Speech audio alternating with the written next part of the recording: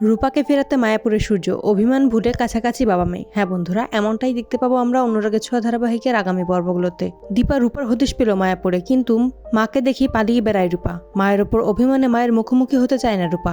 আশ্রমে ফিরেই মায়ের কথা মনে করে চোখের জল ফেলে। কৃষ্ণ দীপাকে জানায় মন্দিরের কোথাও রাই নেই। দীপা তখন জিজ্ঞেস করে রাই কোন আশ্রমে থাকে, আমাকে সেখানে নিয়ে যেতে পারবে? কৃষ্ণ সেই আশ্রমে দীপাকে নিয়ে যায়। সেখানে গিয়ে বৈষম্বী দিদির থেকে জানতে পারে কিভাবে তারা রূপাকে পেয়েছিল, যা শুনে দীপা বুঝতে পারে মা বাবার ওপর অভিমান করেই নিজেকে আড়াল করে রেখেছে রূপা। তাই ভাবে যেভাবেই হোক রূপার অভিমান ভাঙিয়ে বাড়ি ফিরিয়ে নিয়ে যেতে হবে। তখনই সূর্য ফোন করলে দীপা সবটাই খুলে বলে সূর্যকে। আর সূর্য বুঝতে পারে রূপা ভুল বুঝেই মিথ্যে অভিমানে এত বছর নিজেকে লুকিয়ে কষ্ট পাচ্ছে। হয়তো ভাবছে তার বাবা মা তাকে পুলিশে দিবে। তাই রূপার ভুল ভাঙাতে সোনাকে নিয়ে মায়াপুরে হাজির হয় সূর্য।